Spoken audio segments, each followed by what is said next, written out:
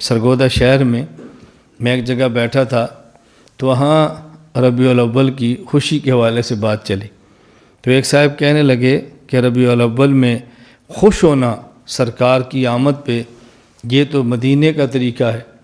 جب رسول اکرم صلی اللہ علیہ وسلم مکہ مکرمہ سے مدینہ آئے تھے تو مدینے والوں نے خوشی میں اشعار پڑھے تھے اور مدینے کی بچیوں نے پڑھے تھے، طلع البدر علینا من ثنیات الوداع وجب الشکر علینا ما دعا للہ داعی ایها المبعوث فینا جئت بالامر المطاع۔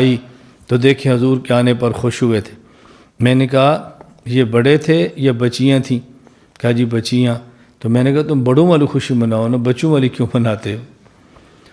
یہ آپ کی دلیل مان بھی لی جائے تو پھر بچوں والی خوشی ہوئی نا، بچے خوش ہو رہے ہیں۔ میں نے کہا ہم تو خوش ہوتے ہیں لیکن آپ کی دلیل ٹھیک نہیں ہے۔ مجھے کہتا جی کیوں؟ میں نے کہا مدینے کی بچیوں نے جو اشعار پڑھے تھے یہ رسول اللہ صلی اللہ علیہ وسلم کے پیدا ہونے پر پڑھے تھے یا مکہ سے مدینہ آنے پر پڑھے تھے؟ کہا جی مکہ سے مدینہ آنے پر۔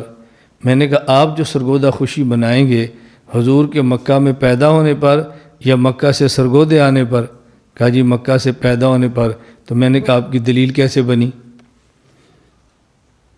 دلیل تو تب بنتی کہ آپ کہتے ہیں کہ جب حضور مکہ سے مدینہ آئے تھے تو مدینہ والوں نے شعر پڑھے تھے، اب حضور مدینہ سے سرگودہ آئے تو ہم شعر پڑھتے ہیں، تو کیا آپ کے پاس آتے ہیں؟ کہتے ہیں نہیں۔ تو میں نے کہا پھر آپ اس کو دلیل میں پیش کیسے کرتے ہیں؟ چلو میں نے کہا اگر آپ اس دلیل کو مان بھی لیا جائے تو پھر میں آپ سے پوچھتا ہوں جب رسول اللہ صلی اللہ علیہ وسلم مکہ مکرمہ سے مدینہ منورہ جس دن آئے اس دن انہوں نے اشعار پڑھے، اس کے بعد حضور مکہ چلے گئے تھے یا مدینہ رہے تھے؟ کہا جی رہے تھے مدینہ۔ میں نے کہا کتنے سال؟ کہا 10 سال۔ میں نے کہا 10 سال آپ رہے تو کیا ہر سال جب حضور پہلے دن مدینہ آئے تھے جب وہ دن آتا تو ہر سال مدینے والے جشن مناتے تھے؟ کہتے ہیں نہیں۔ تو میں نے کہا آپ ہر سال کیوں مناتے ہیں؟ انہوں نے حضور کے آنے پر ایک بار اشعار پڑھے، تم ہر سال جشن مناتے ہو، تو یا تو وہ بھی ہر سال 10 سال مناتے رہتے تو آپ بھی بنا لیتے، تو دلیل کیسے بن سکتی ہے؟ مجھے آپ دلیل سمجھاؤ۔ میں نے اس لیے کہا خوش ہونا ہم بھی مانتے ہیں لیکن سوال ہے کہ خوش ہونا کیسے ہے؟ اور پھر مدینہ منورہ رسول اللہ صلی اللہ علیہ وسلم تشریف لائے، اللہ کے نبی کے آمد پر جو ان بچیوں نے اشعار پڑھے تھے اس پہ غور کریں ان نے کیا فرمایا تھا۔ انہوں نے کہا تھا طلع البدر علینا من ثنیات الوداع۔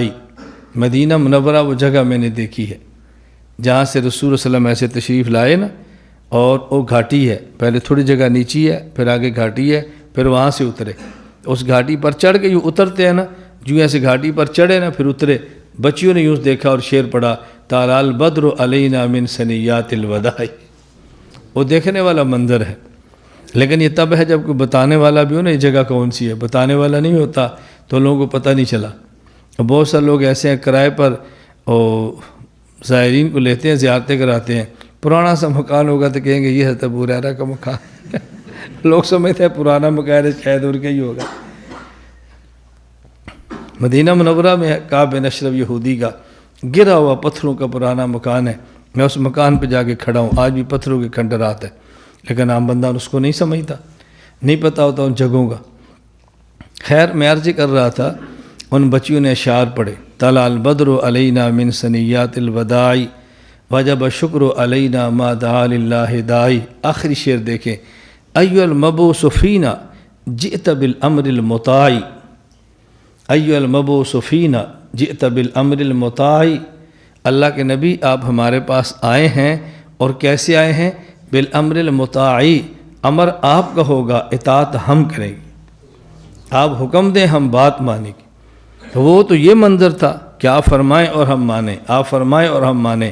اس کا معنی یہ ہے ہمیں یہ دیکھنا چاہیے کہ رسول اکرم صلی اللہ علیہ وسلم کیوں تشریف لائے، اور نبی پاک کے آنے کا بنیادی مقصد کیا ہے؟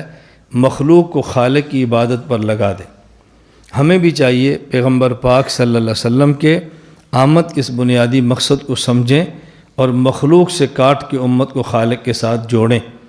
اور مخلوق سے کاٹنے کا یہ مطلب نہیں ہے کہ شوہر کو کہہ دیں بیوی سے الگ ہو جائے، مخلوق سے کٹ جائیں، بیوی سے کہہ دو شوہر کو چھوڑ دیں، مخلوق سے کٹ جائیں، اور بچوں سے کہہ دو باپ سے الگ ہو جائیں، کٹ جائیں۔ کاٹنے کا مطلب یہ نہیں ہے، کاٹنے کا مطلب کیا ہے؟